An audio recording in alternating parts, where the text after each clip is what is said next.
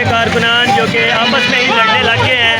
आप देख सकते हैं पीटीआई के कारकुनान आपस में ही लड़ पड़े हैं, और जबकि शेर अफजल मरवत रैली में है और पीटीआई के कारकुनान में झगड़ा हो चुका है।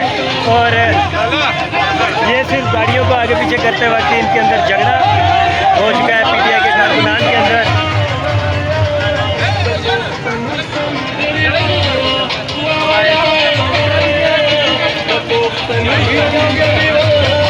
शेर अफजल मरवत इस झगड़े को लाइव देख रहे हैं। बात कर रहे हैं यार,